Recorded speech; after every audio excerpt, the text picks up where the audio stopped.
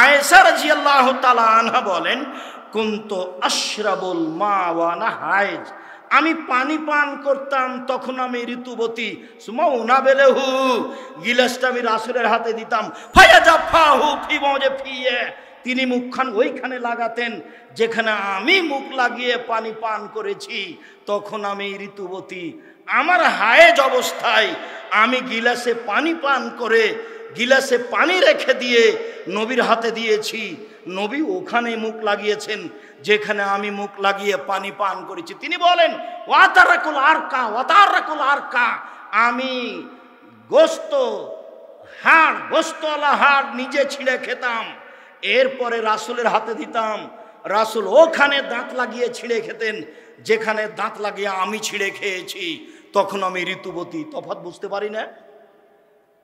ওটা ইহুদি, ওটা খ্রিস্টান, এটা মুসলমান। এটা 3 নম্বরই ইতর শ্রেণীর মানুষ। এই মহিলা অশিক্ষিতা, বন্য, বর্বর, অসভ্য মহিলা, তাই ও সম অধিকারের দাবি জানিয়েছে, তাই ইসলামের উপর আপত্তি তুলেছে, তাইও মনে মনে পুরুষ হয়েছে, তাই ইসলামের উপর আপত্তি তুলেছে। ও অশিক্ষিতা, ও বন্য, ও বর্বর, ও অসভ্য, ও কুকুর শ্রীলের মতো। বুঝে না ওরা, অন্তর আছে বুঝে না, দেখে না ওরা, চক্ষু আছে দেখে না, শোনে না ওরা, কান আছে শোনে না। উলায়েকা কাল আনাম, তারা পশু প্রাণীর মতো, তারা গরু ছাগলের মতো, তারা কুকুর শ্রীগালের মতো।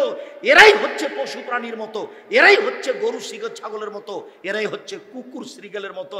আয়েশা রাদিয়াল্লাহু তাআলা আনহা বলেন, তিনি বলেন, আল্লাহর নবী ইতিকাফে ঢুকেছেন, ফায়ুখরিজু ইলাইয়া রাসাহু, ইতিকাফ অবস্থায় মাথাটা আমার দিকে দিয়ে দিয়েছেন বের করে। ফাগসেলাহু, আমি তার মাথাটা ধুয়ে দিচ্ছিলাম। ওয়ানা হাইজ, তখন আমি ঋতুবতী। এই ছেলে, তোমাকে বুঝাতে পারলাম না।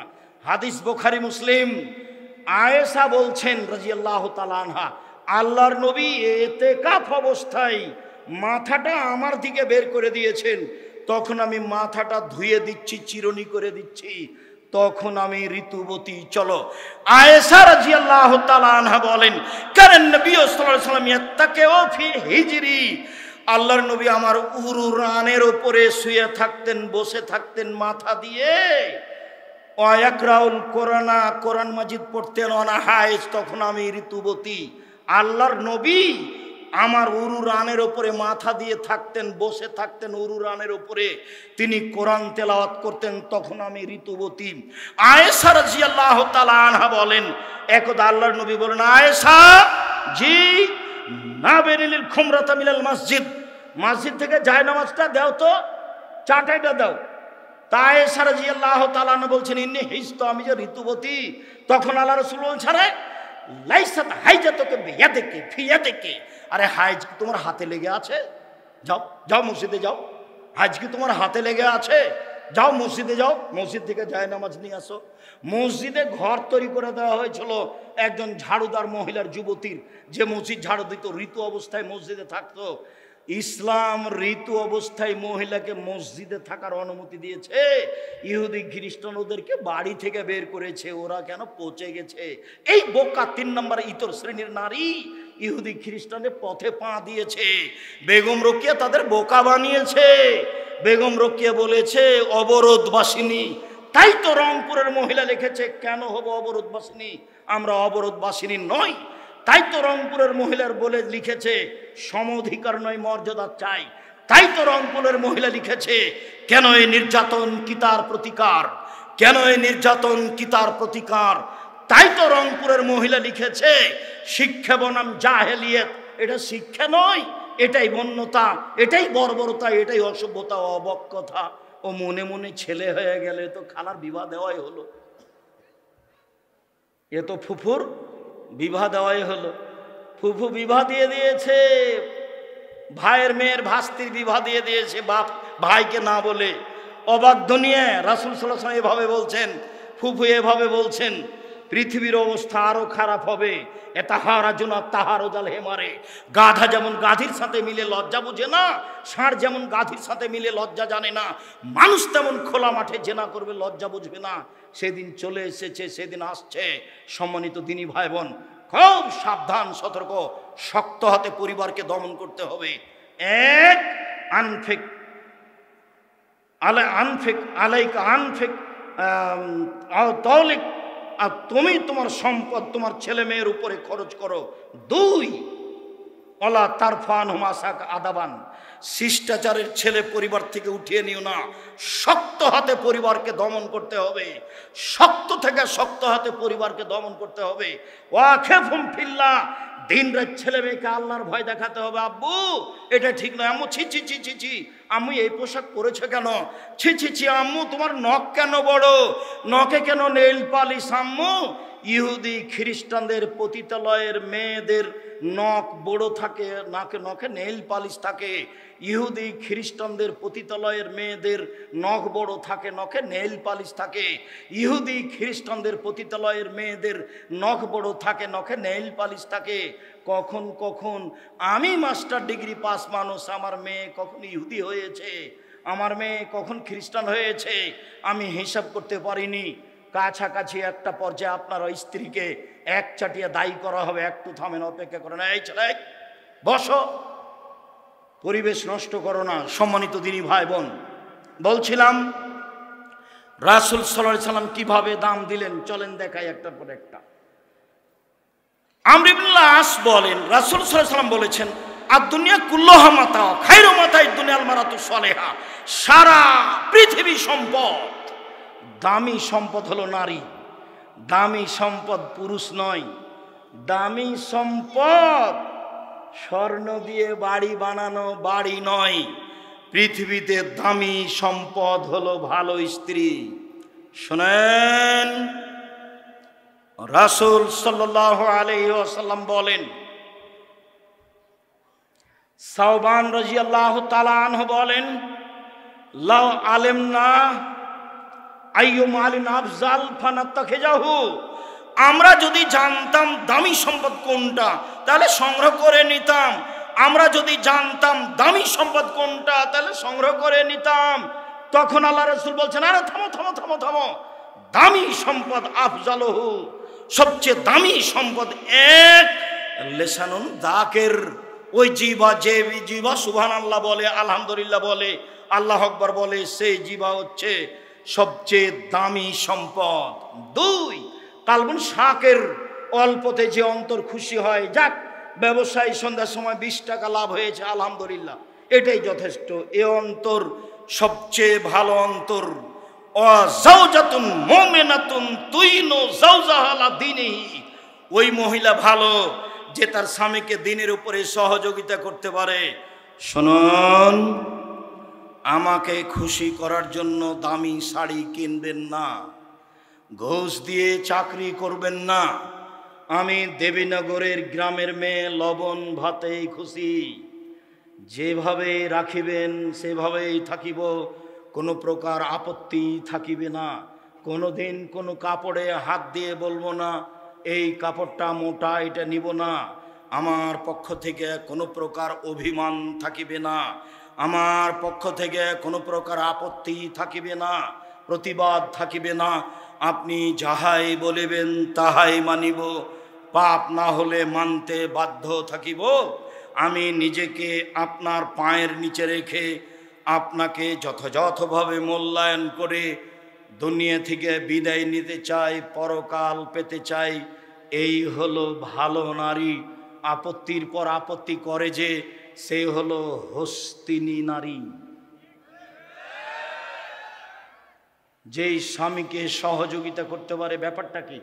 এশার সালাত তো 9টায় শেষ হয়েছে, আপনি কোথায় বসেছিলেন? ঠিক আপনি দোকানে বসেছিলেন। ছি ছি ছি ছি ছি, ওখানে ল্যাংটা মেয়ে নাচে, আপনি মনে হয় সেখানে বসেছিলেন। আপনি আড্ডা পিটেছেন। আব্দুর রাজ্জাক বিন ইউসুফ বলেছেন, জীবনে 4টা কাজ করিও। 1, 5 ওয়াক্ত সালাত, 2, হালাল রুজি, 3, কোরআন তেলাওয়াত, 4, আড্ডা পিটিও না। যেখানে দুজন মানুষ বসে গল্প করছে সেখানে বসিও না। আড্ডা পিটা চিরদিনের জন্য হারাম। ওখানে কারো বদনাম হয়, গীবাত হয়, অপ্রয়োজনীয় কথা হয়, সেটা তুমি শোনো। উপস্থিত বৈঠকের দিনই ভাই আপনাকে আমি অনুরোধ জানাচ্ছি, জিন্দেগি তার কোনোদিন আড্ডা পিটবেন না, এরকম বৈঠকে বসবেন না।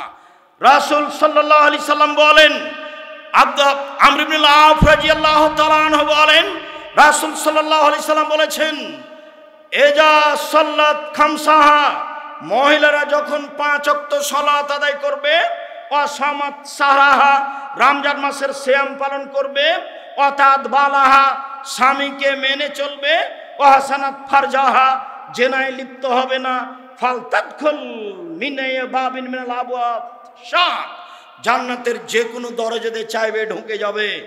সবচেয়ে ভালো নারী ওরা, 1 যারা 5 ওয়াক্ত সালাত আদায় করে, 2 যারা স্বামীকে মেনে চলে, 3 যারা জেনার লিপ্ত হয় না, যারা রমজান মাসে সিয়াম থাকে, এদের জন্য জান্নাতের সব দরজা খোলা। এমন কোনো 4টা আমল নেই যেটা পুরুষ করলে তার জন্য জান্নাতের সব দরজা খোলা। মান মর্যাদা নারীদের, মান মর্যাদা নারীদের, পুরুষদের নয়। এমন সুবিধা পুরুষদের নেই, শুধুমাত্র নারীদের। দেখেন, আনাস রাদিয়াল্লাহু তাআলা আনহু বলেন, রাসূল সাল্লাল্লাহু আলাইহি ওয়াসাল্লাম বলেছেন, মান আলা জারিয়াতাইনে, কেউ যদি 2টা মেয়ের লালন পালন করে, হাত্তা তাবলগা, বড় হওয়া পর্যন্ত, বিবাহ দেওয়া পর্যন্ত, তাহলে ফাজ্জায়াল কিয়ামা, বিচারের মাঠে আসবে, আমি আর সে জান্নাতে থাকবো। ওয়াসারা বিসাবাবা লুস্তা, মধ্য এবং তর্জনী আঙ্গুল ইশারা করে দেখালেন, এই ছেলে দেখো, কোন বাপ যদি 2টা মেয়ে লালন পালন করে, পড়া শিখিয়ে দেয়, বিবাহ শাদী দিয়ে দেয়, তাহলে ওই বাপ আর আল্লাহ নবী জান্নাতে একসাথে থাকবেন। আঙ্গুল তখন জমা করা আছে, ফাতাম্মাহুমা, আল্লাহ রাসূল তখন আঙ্গুল জমা করে দিলেন। আরেকটা শোনাই, আল্লাহ নবী বলছেন, কেউ যদি এতিমের লালন পালন করে, সেই ব্যক্তি আর আমি মুহাম্মদ সাল্লাল্লাহু আলাইহি সাল্লাম জান্নাতে একসাথে থাকবো। তখন তিনি এই আঙ্গুল দুটি ইশারা করে দিলেন, তখন ফাফার রাখা বাইনা হওয়া, 2টার মধ্যে একটু ফাঁকা রাখলেন। মানে এতিমের লালন পালন ভালো কাজ, তবে যত ভালো বেটির লালন পালন তার চেয়ে 1000 গুণ বেশি ভালো। 10টা ছেলেকে মাস্টার ডিগ্রি পাস করার পরে যদি বিবাহ শাদী দিয়ে দেয়, বাড়ি ঘর করে দেয়, জমি জায়গা দিয়ে দেয়, 1 পয়সা লাভ নেই। আব্দুর রাজ্জাক সাহেব তাহলে ওকে পড়াবো কেন? জন্ম দিয়েছেন এই জন্য। ওকে পড়াবেন কেন? জন্ম দিয়েছেন এই জন্য, এটা জিম্মেদারি, লাভ নেই। এদিকে শুনেন, উকবা ইবনে আমির রাদিয়াল্লাহু তাআলা আনহু বলেন, রাসূল সাল্লাল্লাহু আলাইহি সাল্লাম বলেছেন, মান কানা লাহু সালাসা বানাত, কারো যদি 3টা মেয়ে থাকে, ফাসবার আলাইহিন্না, ধৈর্য সহকারে মেয়েদেরকে মেনে নেয়, ওয়াতামাহুন্না, মেয়েদের খাদ্যর ব্যবস্থা করে থাকে, ওয়াসাকাহুন্না, তাদের পানির ব্যবস্থা করে থাকে, ওয়াকাসাহুন্না, তাদের কাপড়ের ব্যবস্থা করে থাকে, কুন্না লাহু হিজাবান মিনান নারে। এই ছেলে দেখো, এবার মধ্যে আছে মেয়ে, ওইদিকে আছে জাহান্নাম, আর এদিকে আছে ওর বাপ। 3টে মেয়ের লালন পালন করেছে যে তাকে ওর মেয়েরা এভাবে ঘেরে নেবে, ঘেরে নিয়ে বলবে, আমার বাপ আগে জান্নাতে যাবে, তারপরে কথা। বুঝাতে পারলাম না কথা? আবার বলি, অনেকে ধরতে পারিনি। কোন বাপ যদি 3টে মেয়ের লালন পালন করে, ও জান্নাতে যাবেই। বিচারের মাঠে মেয়েরা তাকে জাহান্নামে যেতে দিবে না। ও মেয়েরা জাহান্নাম এবং তার বাপের মধ্যে অন্তরাল হয়ে যাবে। বুঝা গেল না? জাহান্নামে যেতে দিবে না কে? মেয়েরা। আব্দুর রাজ্জাক সাহেব ছেলে কিছুই না। থামেন একটা কথা, আমরা অনেক দিন এদেশের বড় বড় আলেমের মুখে শুনেছি, মাওলানা মুফিজ্জুদ্দিন সাহেবের মুখে শুনেছি, আল্লাহর নবী বলেছেন 3 ধরনের দোয়া ইবাদত মরার পরেও কাজে লাগে। তার মধ্যে একটা হলো ভালো সন্তান। ভালো সন্তান যদি বাপের জন্য দোয়া করে, আল্লাহুস সামাদ, ওটা হলো ওয়ালাদ, ছেলে মেয়ে 2টাই। ছেলে দোয়া করলেও ভালো, মেয়ে দোয়া করলেও ভালো। ওখানে ছেলে খাস নয়, এমন কোনো সুযোগই আপনি পাবেন না কিয়ামত পর্যন্ত যাতে দুইটা ছেলে লালন পালন করলে বাপ জান্নাতে যাবে। এমন কোনো হাদিসই পাবেন না কিয়ামত পর্যন্ত যে তিনটা মেয়ে লালন পালন করলে মেয়ে এইভাবে আসবে। ওইদিকে জাহান্নাম, এদিকে ওর বাপ, ও বাপকে জাহান্নামে যেতে দিবে না।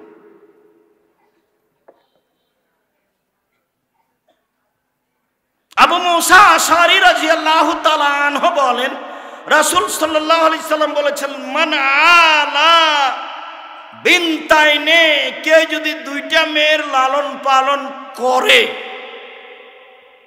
ফা আহসানাহুন্না, তার সাথে ভালো আচরণ করে, ওয়া যাওয়াজাহুন্না, তাদের বিবাহ দিয়ে দেয়, ফালাহুল জান্নাহ, তাহলে এই বাপ জান্নাতে চলে গেছে।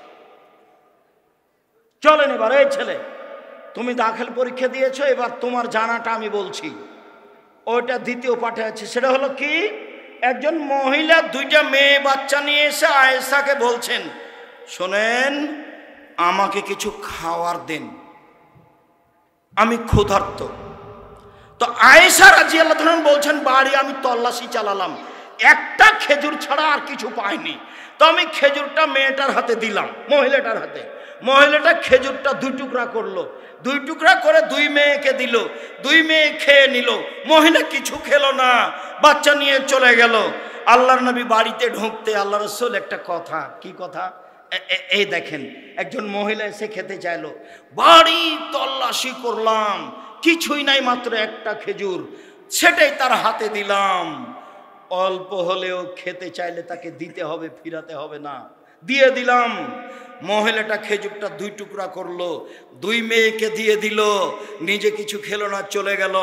আল্লাহ রাসূল বললেন, শোনো আয়েশা, কেউ যদি মেয়ের লালন পালন করে তাহলে মেয়ে অন্তরাল হয়ে যাবে জাহান্নাম এবং তার বাপের। বাপ আগে জান্নাতে যাবে, তারপরে কোনো কথা। এর নাম মেয়ে। ইহুদি খ্রিস্টান জানে না ধর্ম কি জিনিস। এই ইতর শ্রেণীর নারী যারা লেখাপড়া জানে না, সম অধিকার দাবিতে মাঠে নেমেছে, এরাও ধর্ম কর্ম কিছুই জানে না। এরা নিজের মান সম্মান বুঝে না। এরা নিজেদেরকে বিলিয়ে দিয়ে অন্যের সভ্যতা কৃষ্টি কালচার গ্রহণ করে নিজেকে শিক্ষিতা প্রমাণ করতে চায়, নিজেকে সভ্যতা প্রমাণ করতে চায়। এই ছেলে কিসের সভ্য গো?